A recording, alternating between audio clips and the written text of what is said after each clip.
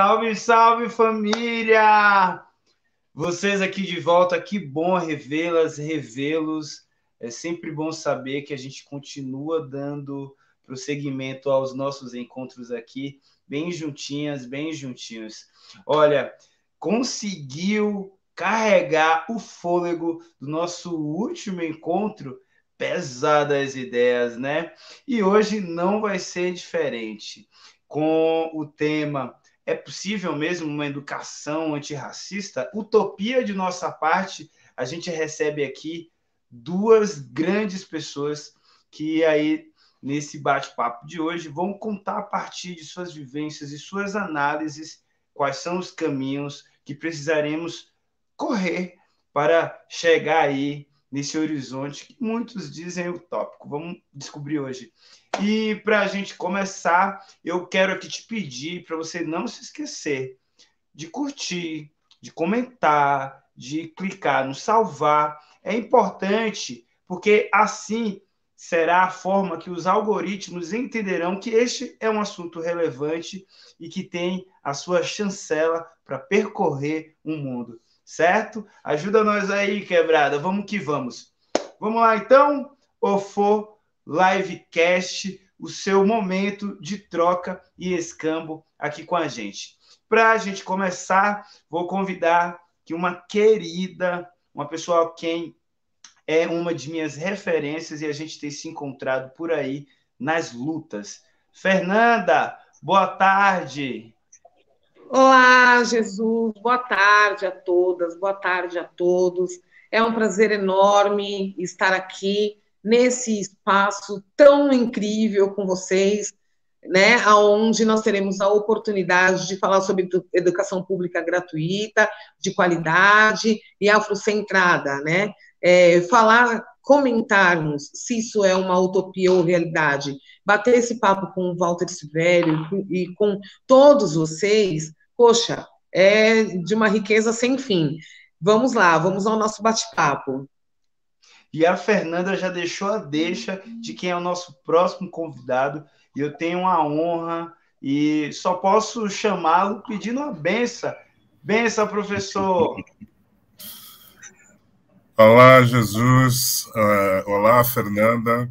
Boa tarde a todos, boa tarde a todas. É um prazer estar com vocês, né?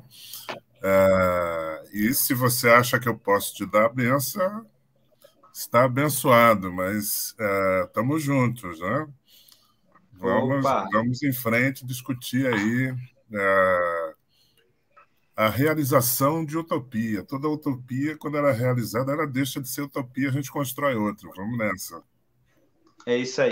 Gente, eu acabei me esquecendo de falar isso no início aqui dessa nossa jornada com esse livecast. A gente já está aí com a série de episódios gravados, mas é importante, talvez, para que este espaço seja cada vez mais inclusivo, a gente fazer nossa autodescrição. Então, eu vou fazer a minha autodescrição e, em seguida, eu também queria que vocês se apresentassem para a minha rede ou para as pessoas que, porventura, seja bom dia, boa tarde ou boa noite, assistirão esse papo aqui surpreendente. Vamos lá? Eu sou Jesus que vos fala e que aqui, em conjunto com uma equipe maravilhosa, transforma essas ideias, essas inquietudes em produção de conteúdo aqui no OFO Livecast. Eu sou um homem negro, careca, barbudo. Ao meu fundo tem um sofá azul com a bandeira pan-africanista exposta e do meu lado esquerdo tem aqui uma estante preta com alguns livros, sobretudo aqui a minha parte, onde tem os livros étnicos, raciais, né, capas diversas, coloridas, e eu estou com uma blusa azul e com mangas marrom. E aí passo aqui agora para a Fernanda, posterior para o professor Walter, para que eles possam se apresentar, dizer da onde eles são, da onde vocês são, e se puderem também fazerem a sua autodescrição, será importante. Meu nome é Fernanda de Paula, eu sou presidente da UNEGRA na cidade de São Paulo, União de Negras e Negros pela Igualdade, que é uma entidade de 34 anos do movimento social, que está em todos os estados brasileiros, mais o Distrito Federal. Hoje eu também componho o Conselho Municipal de Promoção de Igualdade Racial, conselho este que já estive presidente, né, na sua formação. Eu sou jornalista, profissional de marketing e futura advogada, né, especialista em gestão pública e uma amante das discussões e das intervenções das causas raciais, sociais, culturais. Né? Sou uma mulher negra, de cabelo cacheado, volumoso, uso óculos, estou com uma blusa verde, ao meu fundo tem um espelho.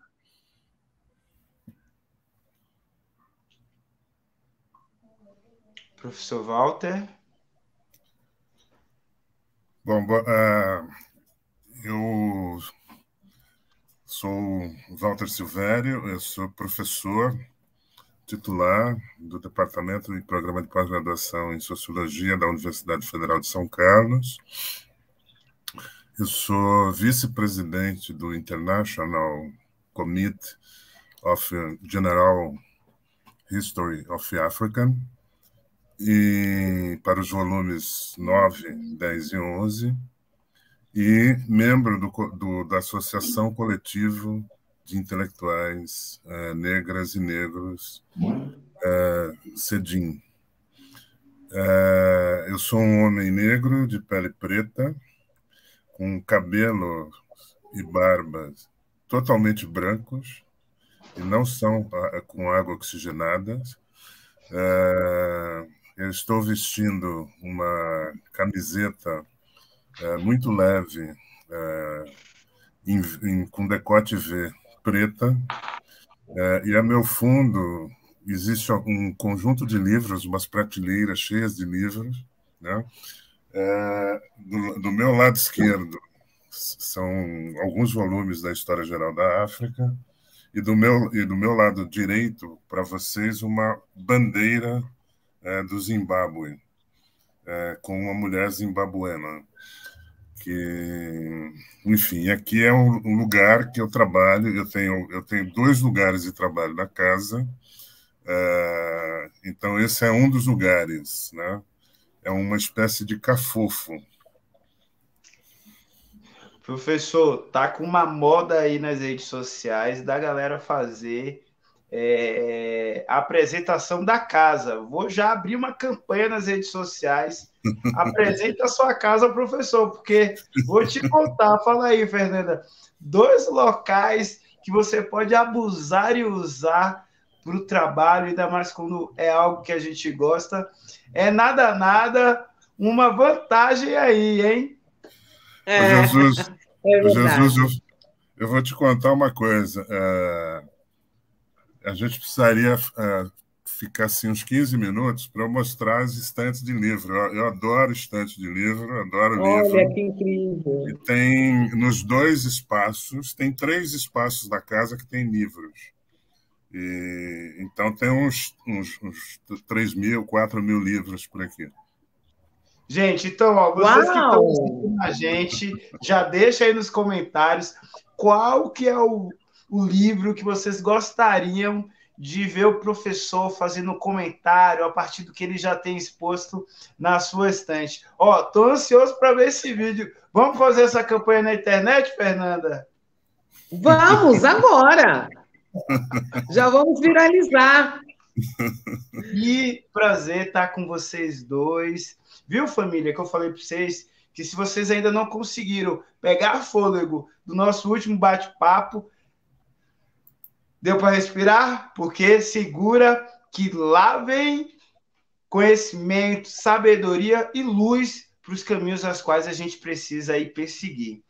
Me parece que o professor deu uma caidinha rapidinho, já deve estar retornando, mas dando prosseguimento aqui, assim que ele retornar, a gente talvez repita a pergunta e o deixe na mesma página do livro. Fernanda, hoje aqui o nosso bate-papo é para tratar sobre educação pública, gratuita e de qualidade, afrocentrada. é uma utopia? Pergunta aí que a gente irá responder ao longo aqui do nosso bate-papo. Mas, antes de a gente entrar nessa seara, talvez seja importante a gente contextualizar de que educação a gente está falando, que metodologia, ou que processo, né, que ao longo do tempo vem sendo deturpado em nossa sociedade, deveria ser a base, deveria ser o pontapé inicial para pensarmos o processo de planejamento pedagógico e educacional. Professor, eu vou então aqui apresentar novamente aqui a pergunta que eu estou deixando aqui para vocês duas. É o seguinte, antes mesmo de a gente entrar aqui no tema que a gente precisa, né, discorrer, talvez seja fundamental a gente entender essa seara. O que é educação? A partir de qual ponto de partida deveríamos entender a educação como um processo importante no desenvolvimento do ser humano, né, a partir de um planejamento pedagógico? Eu começo? Ou Fernanda? Não. Tá. Tanto faz, tanto faz. Eu Né? posso começar. Eu acho que o professor pode começar. Então, Jesus e Fernanda, do meu ponto de vista, em todas as épocas, a humanidade, né, ela teve como estratégia educar-se. Né? E quando eu penso, por exemplo, no continente africano, a educação no continente africano, durante séculos, né, ela ocorreu através da oralidade. A partir, e quando a gente considera que a humanidade surgiu no continente africano, a gente tem que imaginar que esses processos educacionais, através da oralidade, eles foram se desenvolvendo até chegar às culturas escritas. Né? E aqui eu quero fazer já inicialmente uma correção. Não é verdade que os povos africanos são ágrafos. Há comprovações hoje em vários lugares, né, que as culturas escritas também surgiram no continente africano. Então, a partir das mudanças, a gente vai observando mudanças na forma do educar-se das sociedades de uma maneira geral. Contemporaneamente, e quando eu estou pensando contemporaneamente, eu estou pensando a partir do meados do século XVIII, XIX, né? A educação ela ganhou uma outra configuração. Qual seja essa configuração? Ela tem por objetivo, né, inculcar, desde das crianças, passando pela juventude até a idade adulta, né, atitudes e comportamentos, por um lado, e, por outro lado, produzir sujeitos que possam colaborar com o desenvolvimento da sociedade. Então, nesse sentido, contemporaneamente, a função da educação, por um lado, é fazer com que nós entendamos que todos nós temos obrigações, deveres, né, para com a sociedade, e dessa maneira, né, nós vamos pensar, nós vamos adquirir aquilo que nós chamamos de cidadania. Por outro lado, a escola também tem uma função de nos preparar, né, para o desenvolvimento de atividades produtivas que vão permitir que a sociedade se reproduza. Né?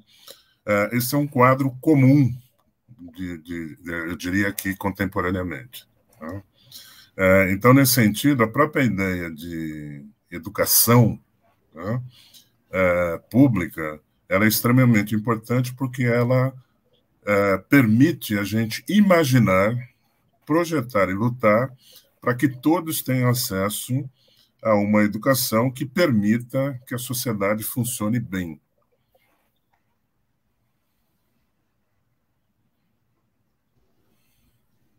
Fê? É isso.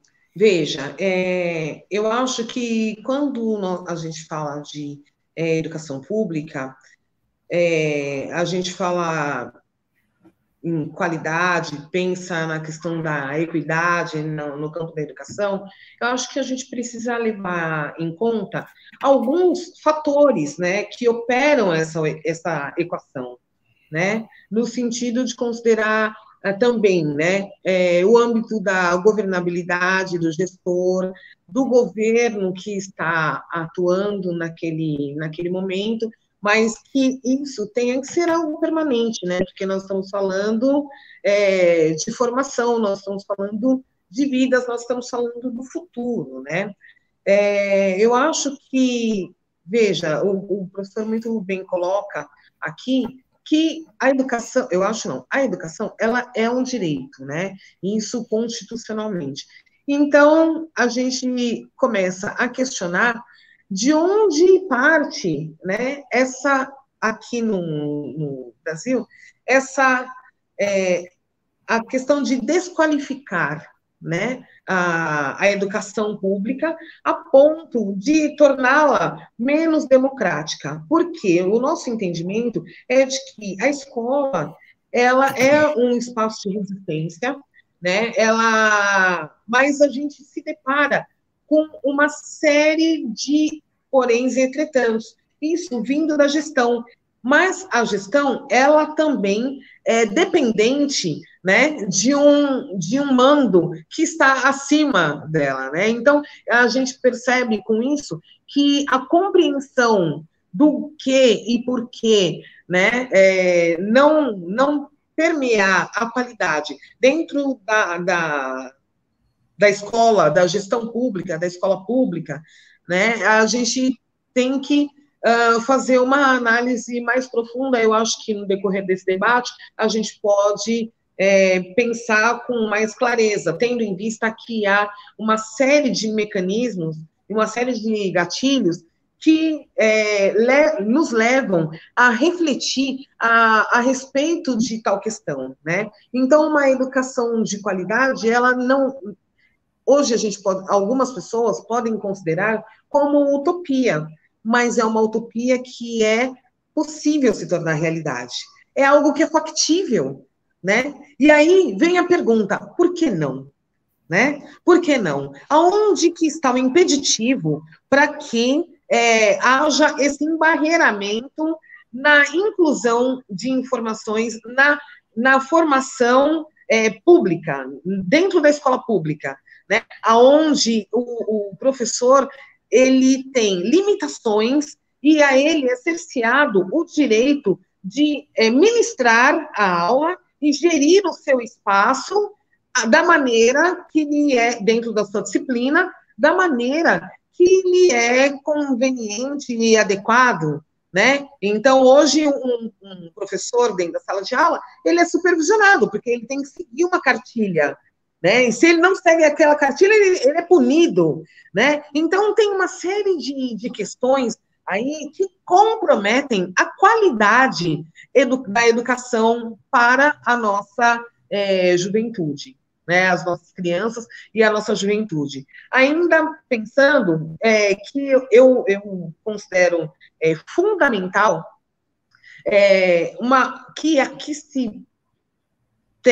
se haja que potencialize a educação básica, a primeira infância. Eu acho que tem que ter uma estrutura, tem que ser mais estruturada para que nós consigamos, então, fazer uma formação de jovens e adultos que realmente tenham opiniões próprias, que articulem, que pensem, porque hoje, lamentavelmente, a gente consegue identificar que há uma série de o que a gente, infelizmente, não consigo identificar outro termo aqui, mas analfabetos funcionais, né? Porque as pessoas, elas estão algumas pessoas, alguns jovens, algumas crianças que estão dentro da escola, elas estão na escola pública, estão tão condicionadas a pensar de tal maneira, robotizou, né? Tem que pensar aquilo, tem que agir de tal forma, né? Mas isso não permite que eles tenham opinião própria, que eles dialoguem sobre algumas questões, e isso eu atribuo à má qualidade da educação dentro desse campo, né? Eu acho que segregar é um equívoco, né? Limitar é um equívoco. A escola, o espaço institucional, ele é o campo das ideias, aonde é o campo da formação, de fato, né? É a partir dali que nós teremos, é uma responsabilidade, inclusive, dos profissionais que ali estão, que vão direcionar e conduzir através do conhecimento, do esclarecimento, do saber, né? Aquele jovem, aquela criança, né? Mas como que é visto, né? Dentro da institucionalidade, como que é visto esse espaço? Qual os poréns e os entretantos que devem ser questionados? Qual a importância da gestão escolar e qual o cuidado com os fatores intraescolares para assegurar o ensino de qualidade para os alunos, né? É essencial para nós alcançarmos com facilidade os aspectos identificados, discutindo esses pontos, assim, com mais profundidade, com mais inserção dentro do contexto, né? Então, eu acho que para se promover uma gestão democrática, a gente ainda precisa abrir um debate, né, partindo de uma lógica de organização, uma organização de trabalho, né, com noções de democracia. Enfim, eu acho que a gente, no decorrer desse nosso bate-papo, eu gostaria, inclusive, de pedir para o nosso professor aqui, Walter, fazer uma consideração sobre isso que está sendo posto, porque, claro que eu posso estar equivocada dentro desse contexto, mas se fizermos com base em dados, com base em estatísticas, né, tudo aquilo que a gente tem como necessidade, aquilo que a gente acredita que seja a educação ideal, ela se torna lúdica, né? Então, ela entra dentro do campo da utopia. Então, quando você faz esse questionamento, ele é muito pertinente, Jesus, né? Como que se dá essa questão, né, da educação? Sobretudo quando se tem um recorte dentro do campo da africanidade, do saber, do conhecimento, sobre as nossas histórias, a nossa origem, né, de onde viemos, aqui viemos, né, e é isso que eu digo, se refere à qualidade afrocentrada. Nós temos aí uma lei, que é a 10.639, sancionada tem mais de uma década, e isso não é aplicado. Isso, além de não ser aplicado, existe resistência dentro das escolas, né, partindo dos educadores, e não há uma fiscalização, não há uma... Isso é muito questionado e muito debatido nos nossos espaços comuns, e aonde nos dão o direito à fala, isso é posto com regularidade, né? Até quando nós vamos ter que questionar o porquê de não aplicar a Lei 10.639, né? Agora em agosto, acaba, né, a Lei 12.711, que é a lei de cotas, né, que garante que 50% dos alunos matriculados nas universidades federais, institutos federais, enfim, em outros espaços, outros equipamentos, sejam negras e negros. E aí, gente, como assim, né? Acaba a lei das cotas.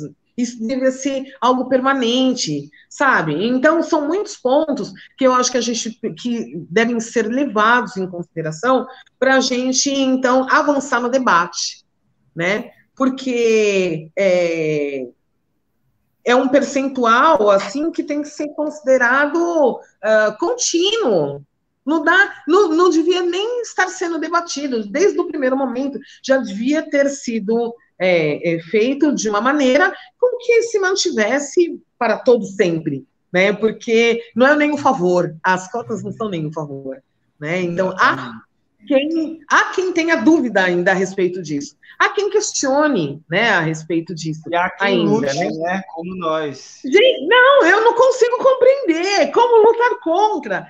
E ainda digo mais, e há quem se posicione de maneira muito veementemente contra isso, falando que as cotas, eu me preocupa os posicionamentos equivocados, né? Não, as cotas não têm que ser raciais, elas têm que ser sociais. Ok, então vamos fazer um recorte aqui social? Quem estão nos espaços de vulnerabilidade? São os negros, né? Exatamente. Então, sabe, não tem discussão. Não tem discussão, né? E aí... Por favor. Pode falar. Não, por favor, não. Continue. Só concluindo. Por favor. Pode falar, querido, pode falar. Não, é que você trouxe uma análise, né, uma imensidão para que a gente possa refletir, e eu fico aqui pensando que da fala do professor, né, que trouxe ali, fundamentou o do porquê a educação é algo importante para o nosso cotidiano, para a formação, né, de nossa sociedade, quais elementos ali estão internalizados, e você faz um salto, né, trazendo o debate para os dias de hoje, né, a partir da situação caótica que a educação se encontra e que muitas vezes a gente não consegue ter uma educação que de fato nos prepare, né, para um futuro que nos dias de hoje se aponta cada vez mais tecnológico, cada vez mais inclusivo, e de uma realidade de toda uma construção educacional, pedagógica, oral, que está incuntida em nós, enquanto comunidade, enquanto povo, e que aí eu lanço aqui a pergunta para a gente voltar um pouquinho para trás ainda, para deixar aqui para o segundo bloco essa parte mais quente, mais apimentada, de como que a educação ela persistirá sendo gratuita e talvez com um ativo que a gente não tem até hoje, né, visto de forma integral, vide que, por mais que mesmo sendo uma luta do movimento negro, né, da implementação do Estatuto da Igualdade Racial, né, dos incisos e artigos que na LDB tratam sobre o estudo de África, enfim, vamos avançar isso no segundo bloco, mas talvez para a gente entender, né, o que é esse afrocentrado dentro dessa perspectiva aqui mais global, eu lanço aqui uma pergunta para que a gente possa refletir juntas,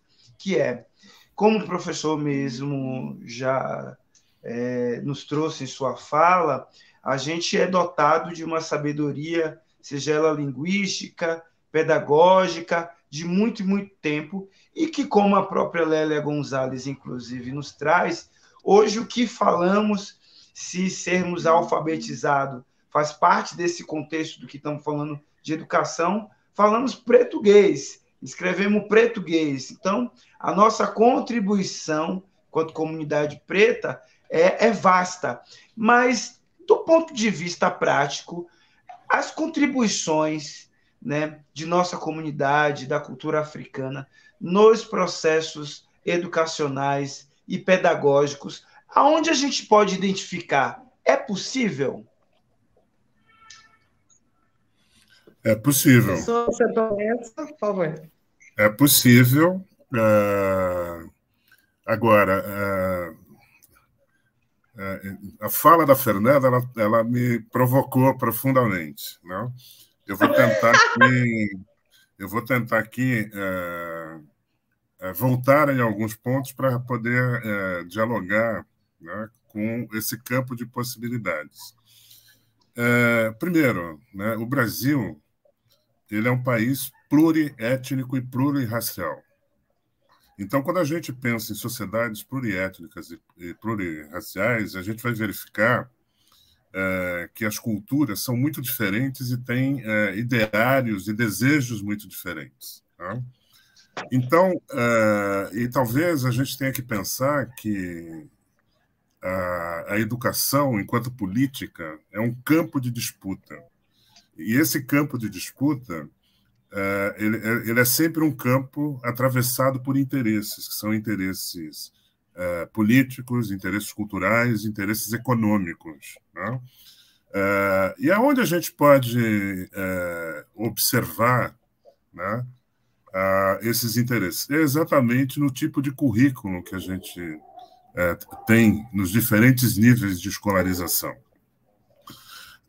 Então, a primeira questão que eu acho que está colocada hoje no Brasil é que depois, durante o período do golpe militar, né, houve um cala-boca do conjunto da sociedade. Quando a sociedade emerge, a partir da década de 80, um conjunto de novas reivindicações aparece, e dentre elas, né, as reivindicações do movimento negro são protagonistas de um processo de democratização.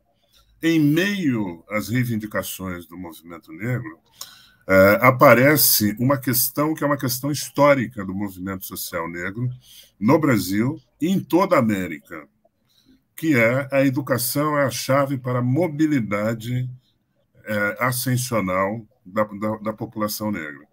Isso reaparece e reaparece também nas formas de reivindicação por introdução de conteúdos, né, da cultura africana e afro-brasileira no currículo. Então, quando Fernanda diz, olha, há resistências, sim, há resistências, e como é que a gente supera a resistência? Através de luta, né, e entendimento que toda a educação é um campo de disputa política. Não tem como. O currículo é um campo de disputa política.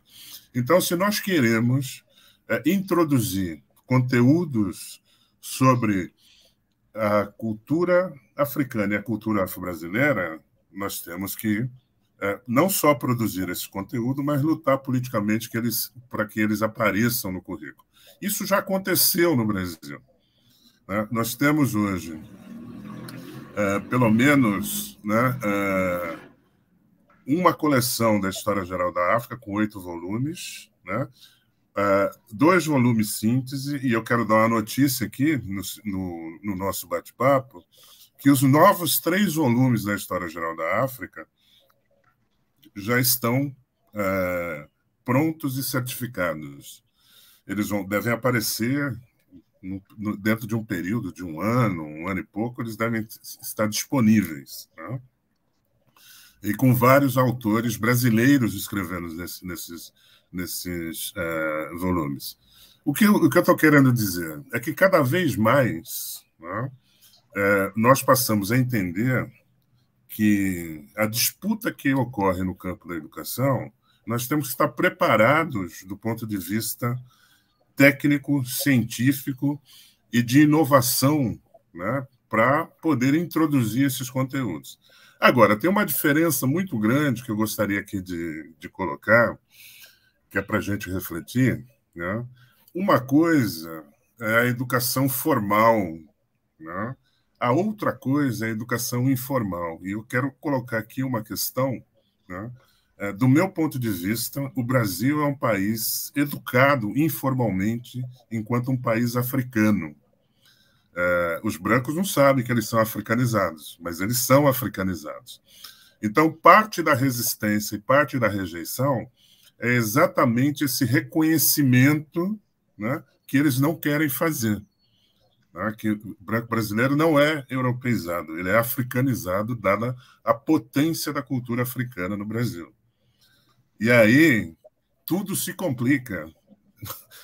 Não é que tudo simplifica. As resistências se ampliam. né? Porque me parece que cada vez mais isso se aflora no Brasil. E onde se aflora? Se aflora naqueles espaços, né, em que é possível você ser criativo, nas periferias, né, nos estados com ampla densidade de população negra. Nós vamos ver um tipo de prática cultural, um tipo de prática política que é muito diferente dos estados como São Paulo, né, em que você vai ver que a atuação, eu diria, de uma certa visão política restringe essa visibilidade da cultura africana que atravessa toda a experiência do Brasil. Então, eu queria separar um pouco, né, essa questão, dizendo o seguinte, olha, uma coisa é a escola enquanto espaço em que eu tenho que lutar, disputar, né, para mudar o currículo. E quando eu estou falando da escola, eu estou falando da universidade até a primeira infância, né? Porque eu tenho que pensar a educação enquanto sistema.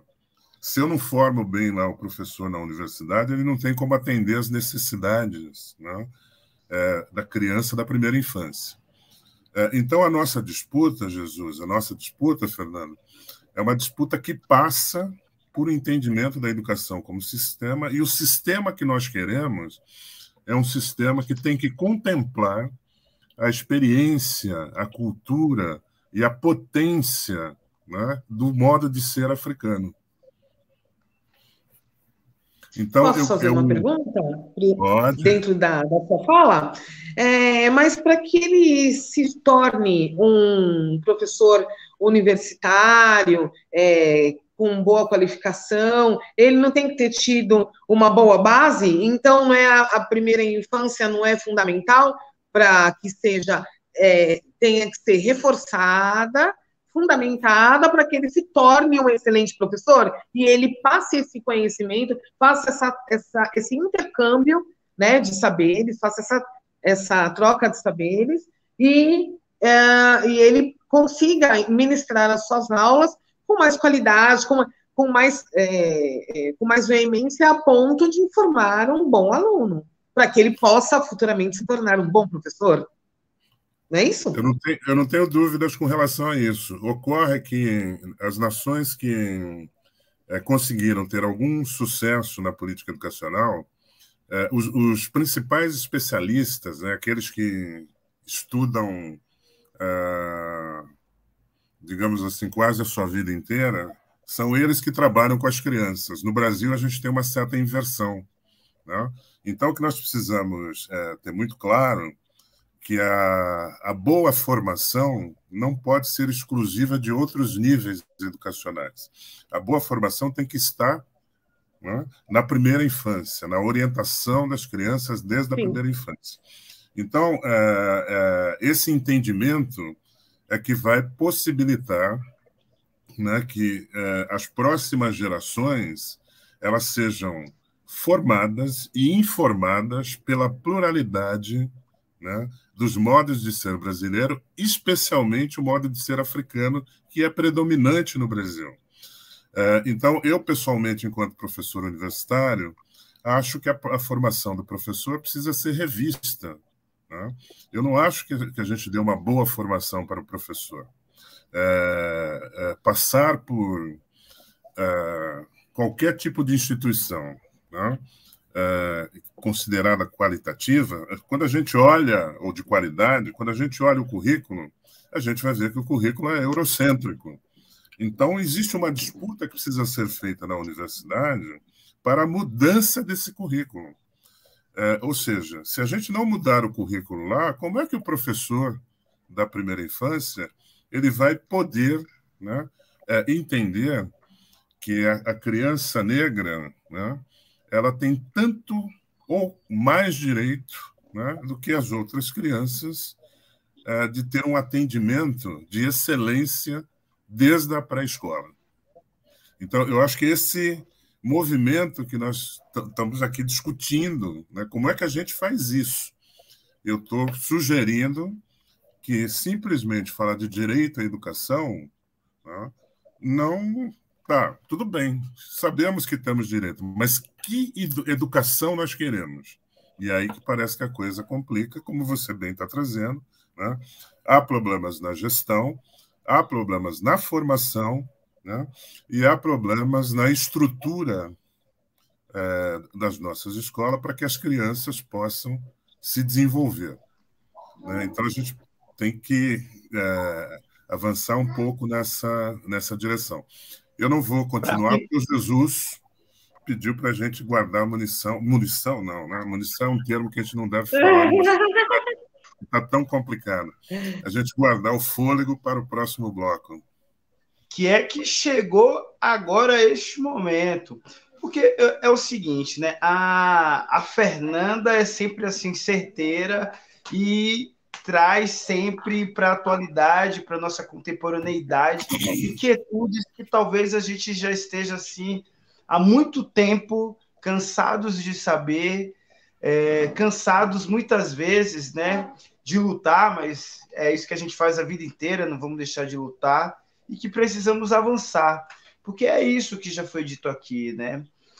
A gente tem aí uma série de lutas e legislações que privilegiam talvez o reconhecimento por parte dos brancos, da branquitude, né? Essa africanidade, né? De alguma forma introjetada no seu contexto social, que vai desde do que ouve, do que veste, de suas palavras, né? Quantas pessoas não pronunciam Oxalá, e muitas vezes apenas como uma palavra de exclamação, sem nenhum teor espiritual ou a partir de sua religiosidade. Então, o que a gente tem construído enquanto legislação daria para avançarmos nestes campos. Mas a questão é o seguinte, eu vou deixar esse abará aqui um pouquinho mais apimentado. A gente, querendo ou não, temos, enquanto comunidade preta, a gente tem uma certa incidência, né, nos costumes, na forma de ver ou de nos relacionarmos.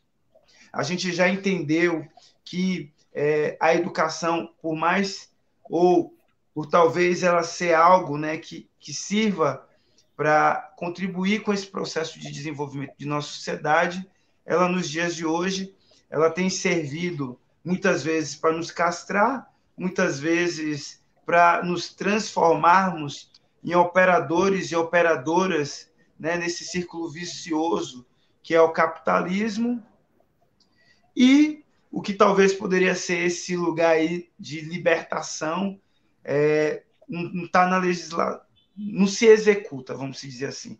A minha experiência na Assembleia Legislativa, a partir de uma série de encontros que a gente realizou, oficinas para entender como que, a partir de nossas vivências, poderíamos aprofundar para chegarmos, seja no que chamam de uma educação antirracista, ou o que o tema nosso aqui hoje propõe, né, uma educação afrocentrada, percebemos que parte das responsabilidades disso não chegar, seja na infância ou nas universidades, é porque temos gestores que não estão nem aí, né? Que não têm nenhum tipo de incentivo, conhecimento ou responsabilidade de fazer com que nas suas unidades escolares ou nas redes às quais coordenam, isso possa se tornar diário, cotidiano, e muitas vezes ficando apenas a cabo das educadoras e dos educadores que, de alguma forma,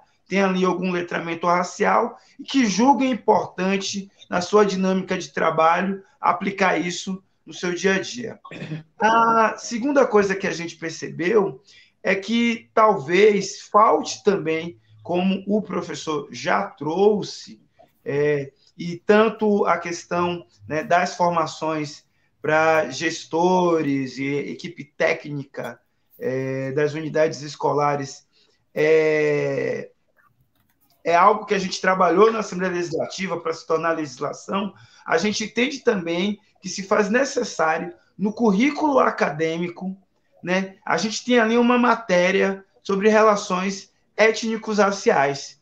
O que acontece que, assim como na educação infantil, a 10.639 não ser aplicada, no ensino fundamental, médio, na universidade não é, aonde parte dessas formações são ali desenvolvidas, consolidadas, onde as pessoas se tornam educadoras e educadores. Nesse sentido, né, sabendo a gente de todas as deficiências e de como está hoje, né, o aparato do sistema educacional, qual é a saída? O que precisamos fazer? Para garantir a educação gratuita, vide que já existe um debate nacional de cada vez mais privatizarmos a educação. 2, para que essa educação, além de gratuita, tenha, de fato, uma qualidade que nos prepare para esse futuro, muitas vezes duvidoso, né? E que contribua para que justamente não haja evasão escolar, que a gente prepare, né, a juventude para, de fato, ocupar postos de trabalho, que crie uma mobilidade financeira e, por fim, uma educação afrocentrada que sirva para reeducar as pessoas não negras e não indígenas e que sirva para conectar essa gama populacional que, por conta desse projeto educacional racista, nos afastou. Oi, filha. Vem aqui dar tchau aqui para a galera. Fala oi, benção. Oi, querida. O que a gente precisa fazer para que nos próximos 10 anos a gente consiga, né, conseguir fazer análises muito mais positivas do que a gente tem feito hoje? Eu gostaria de começar a fazer a minha fala aqui, a partir do que foi posto, só fazendo alguns apontamentos, algumas reflexões, e aí, Jesus, você, se por acaso a minha resposta não for condizente com aquilo que você coloca, você, por favor, me traga, porque esse assunto, ele realmente mexe muito com a gente, né? É muito nosso, né? Nós temos muito... de todos nós, né? Aprender. Oxe! Opa aí, professor. Ele independe de raça, cor ou credo, né? Então, ele é o interesse de todos. Mas existe uma especificidade, né, para população negra aí, que alguns pontos nos levam a reflexão, né, e aprofundar o debate. Existe a Constituição Federal de 1988, o artigo 205 diz: a educação é direito de todos e dever do Estado e da família. Será promovida, incentivada com a colaboração da sociedade, visando o pleno desenvolvimento da pessoa, seu preparo para o exercício da cidadania e sua qualificação para o trabalho. No entanto, quando a gente fala da educação no Brasil, nós temos um retrato que ele é conflitante, né? Porque pode parecer até contraditório, mas a educação o Brasil é um dos países que mais investe na educação em todo o mundo, né? Mas, paralelamente a isso, é um país onde tem o pior resultado. Ele colhe o pior resultado desse investimento, né? Os resultados são muito ruins, né? Os investimentos, houve um salto de 2005 para 2012 de 13,3% para 17,2% de investimento na educação aqui no país, né? Onde 47% do PIB, ele é completamente direcionado para a questão da educação básica, né? Onde a gente questiona, e aí, né? Com esses dados, com esses números, como que isso é trabalhado, né? Para quem faz essa reflexão, a pessoa começa a pensar, pera lá, né? Nós temos indicadores, temos dados aqui, só que os alunos, eles são colecionadores de resultados ruins, né? Internos e externos, né? O ranking, ele é muito complexo, né?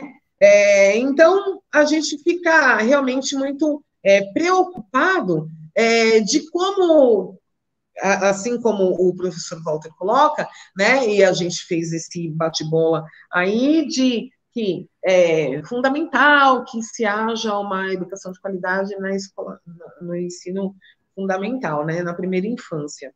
A Lei 10.000, quando a gente fala de luta, a Lei 10.639, ela vem com o intuito de colocar realmente, trabalhar realmente a questão da equidade, né? A Lei 10.639, em janeiro, fez 19 anos. São 19 anos de luta para que ela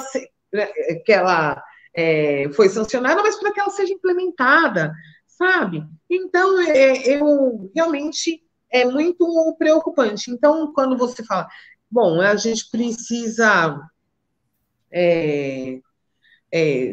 rever como que a gente vai fazer e tal, como que funciona a questão da educação afrocentrada, como se aplica tal. Então, eu vejo que há, de fato, um embarreiramento, né? Por isso que eu concordo plenamente com a fala do professor, né, de que existem dois polos, né, de discussão sobre essa questão, sobre esse tema, que a educação está dentro do contexto político e dentro do contexto de luta, e quando a gente fala de Lei 10.639, de educação afrocentrada, a gente vem com esse objetivo de igualdade, né?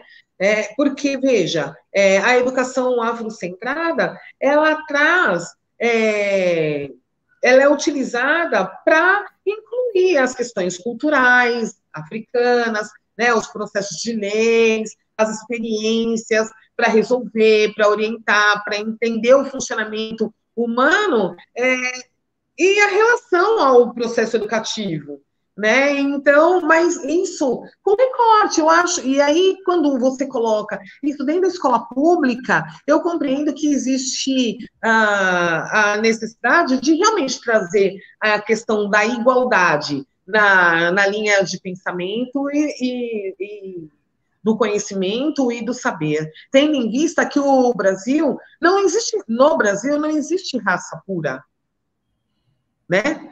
Somos todos miscigenados. Então, a educação, a questão da história da África, a questão da cultura africana, a questão da educação do povo negro, ela vai completamente parte disso tudo, né? Nós que, de repente, a maneira com que a sociedade, né, impõe que seja aplicada a questão da educação para todos, ela seja questionável, né?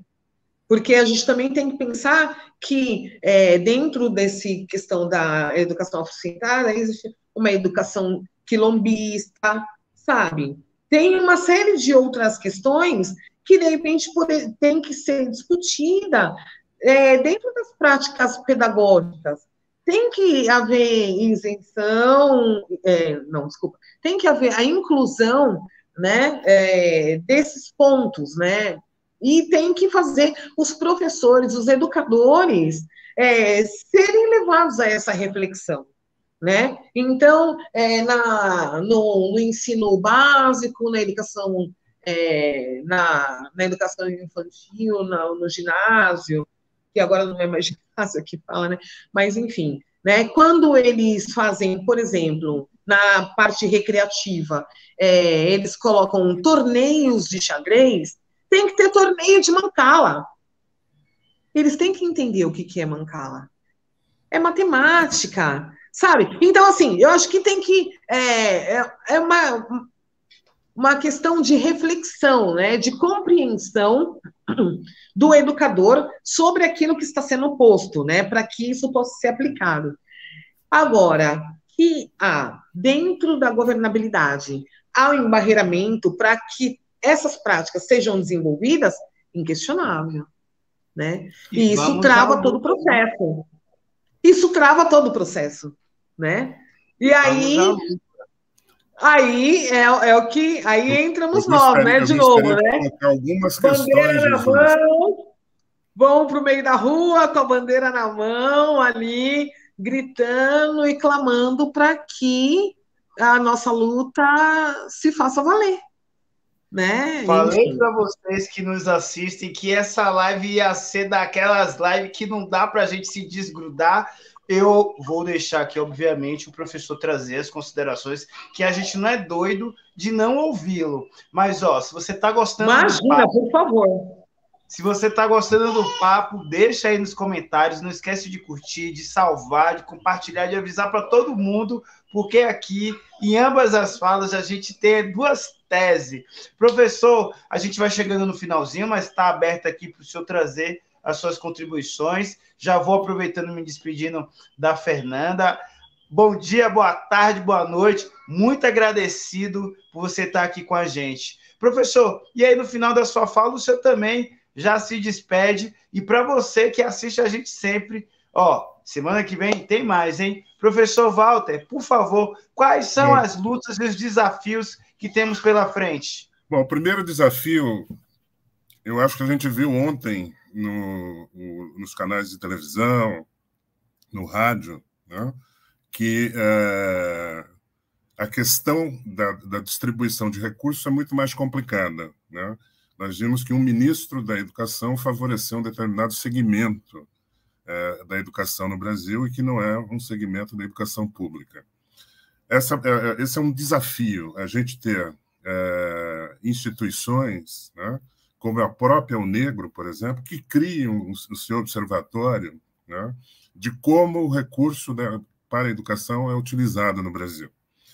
O segundo desafio é a gente entender que quem tem educado a educação, a sociedade brasileira, em termos de políticas públicas, é o movimento negro.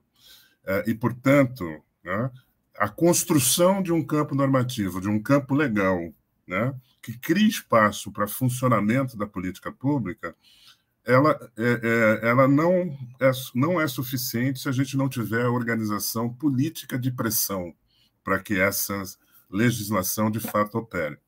Em relação ao PIB, né, o Brasil não gasta, hoje, embora tenha sido aprovado em 2020, ele gasta menos de 6% na educação, mais precisamente 5,3% na educação.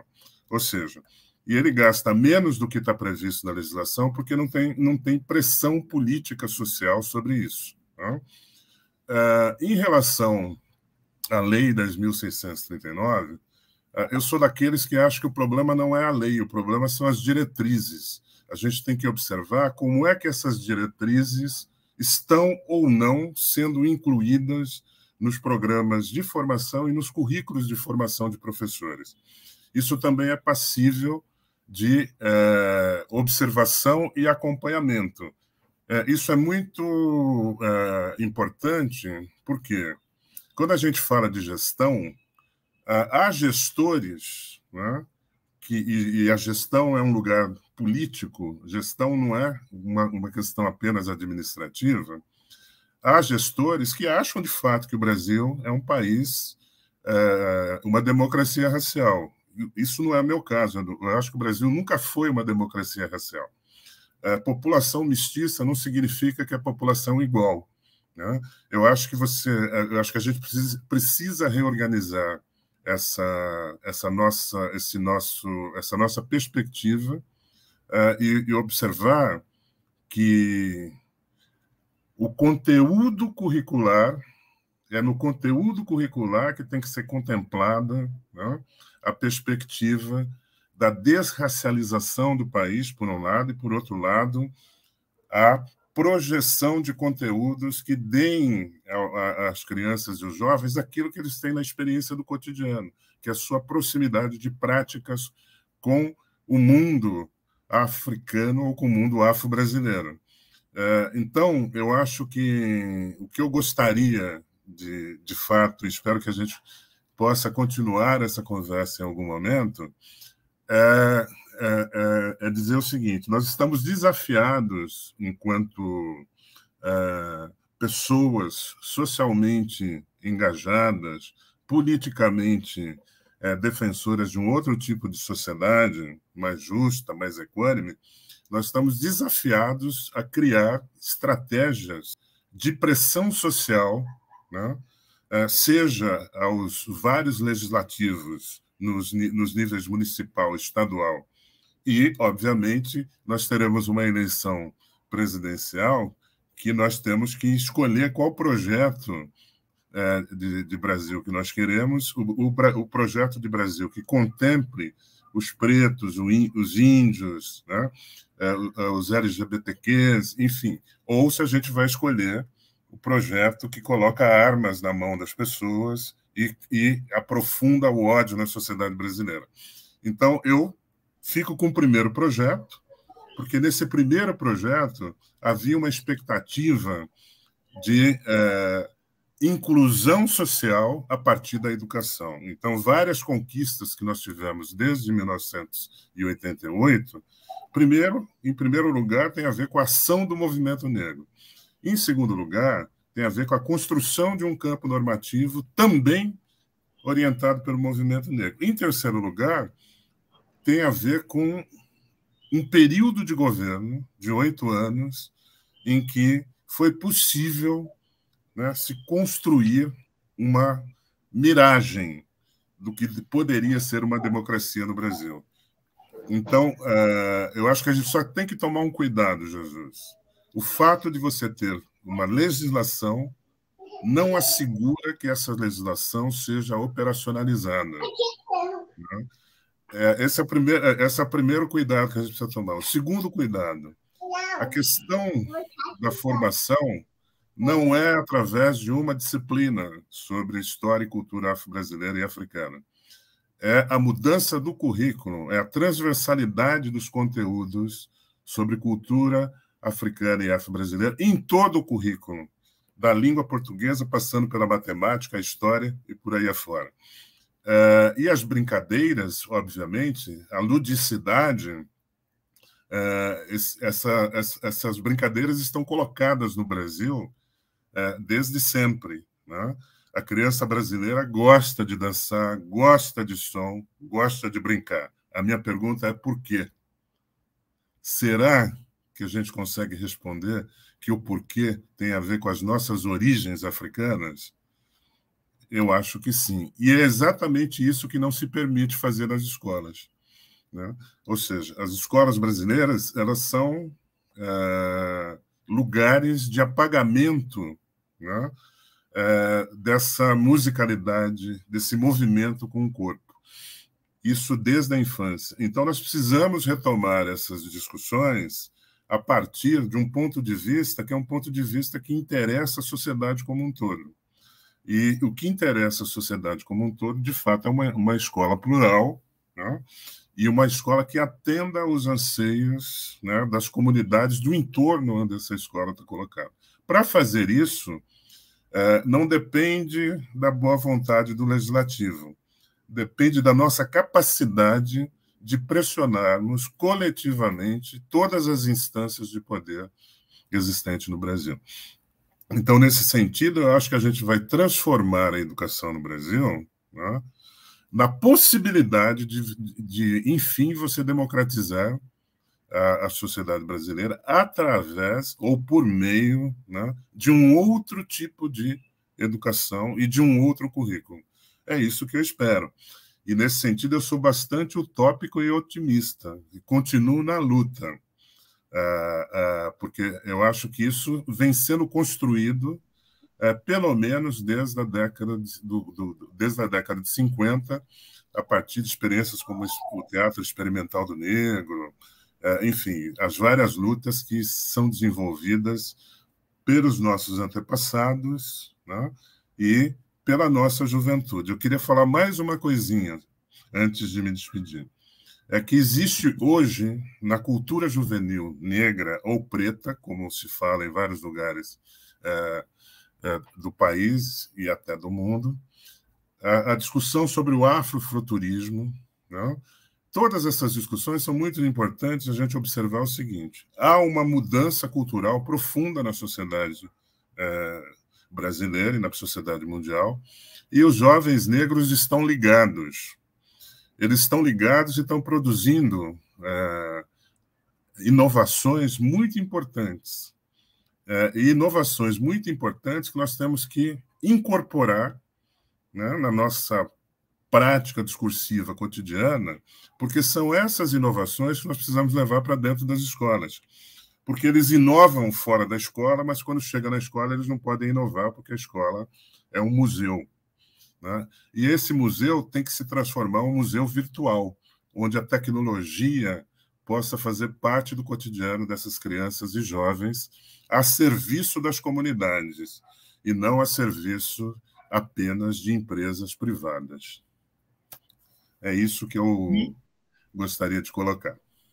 Que aula, que aula. Produção, que tarefa difícil essa que vocês me dão. Como que vocês me botam para falar 1 hora só com esse povo aí, que daria, na verdade, professor, com conhecimento seu e da Fernanda, nós construir mais 3 outras enciclopédias da história africana e afro-brasileira. Família, se vocês gostaram, deixa aí os likes, deixa aí comentário, compartilha, porque não tem como um conteúdo desse não pulverizar e não rodar por aí.